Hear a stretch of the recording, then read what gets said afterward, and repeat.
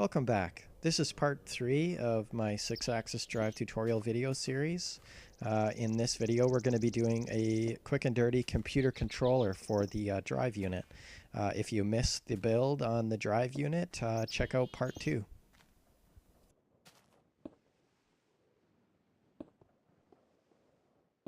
So these are the components you're going to need to make the basic controller. You're going to need an I/O expander, a monitor, a disk drive, a CPU, which is listed under Central Processing Unit in NEI if you're looking it up, and you're going to need a boot disk.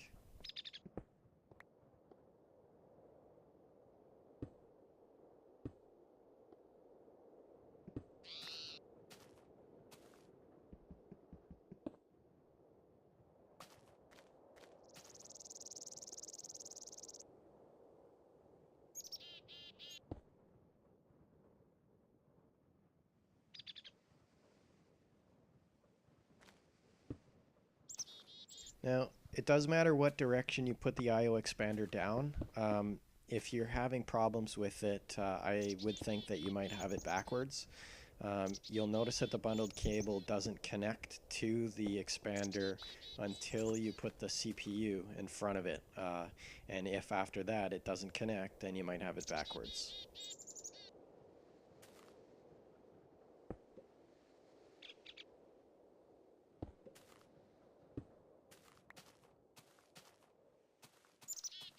This is the machine basically complete. The last step to take is to make sure that you're covering up any exposed frames with covers. This is a very important step, and if you miss any while you're using a machine, it can come into contact with another block and your machine can get jammed.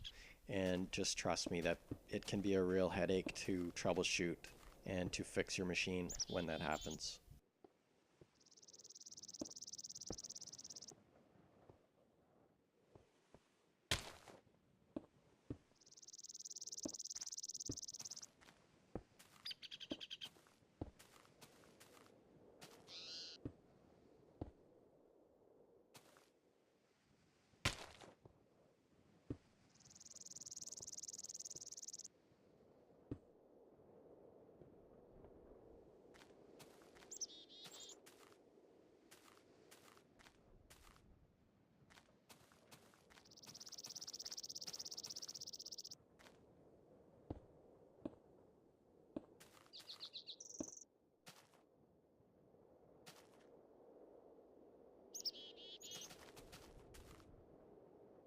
You put the boot disk in the drive by right-clicking on the drive with the disk in your hand, and to start the computer up, you just open up the CPU and click the start button.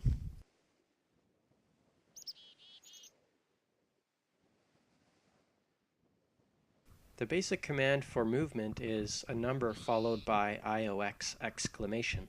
And what that essentially does is it turns the redstone signal on for this corresponding color of the wire that you chose.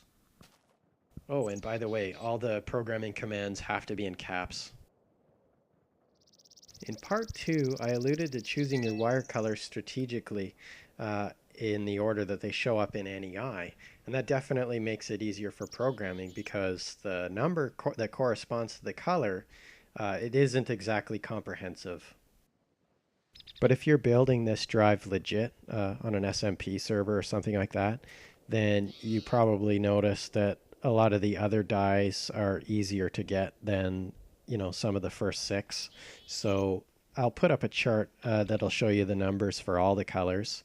And for those of you that are clever enough to notice, there is a pattern to the numbering. So, if you don't have to refer to the chart if you kind of understand the multiples of 8. And the reason they do that is just for efficiency in programming. As I mentioned, when you send an IOX command, it turns a redstone signal on for the corresponding number, and it stays on until you actively reset it. So if you try to send the command twice in a row, it won't move your machine until you actively reset it with a 0 IOX.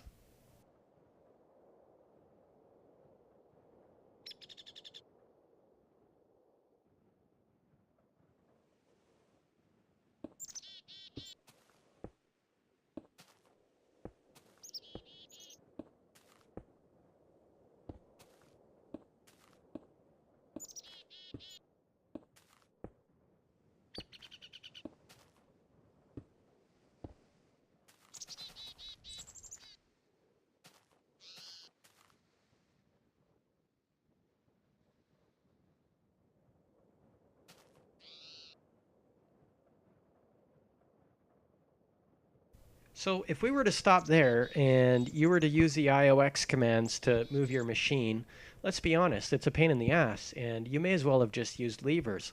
But what we can do is we can write some simple scripts to make your machine move using basic words. And you can start to see the benefits of using the computer controller.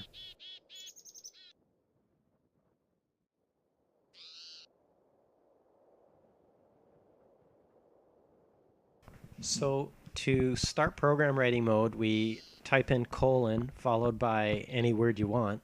And I always start my programs with a reset, 0 IOX. And you're going to have to, in between commands, you need to pause. So the pause command is ticks. So we're going to give it 5 ticks, and then we're going to send the direction. And we need to pause again for 20 ticks. And finally, we reset. Now to close the program, we just do a semicolon.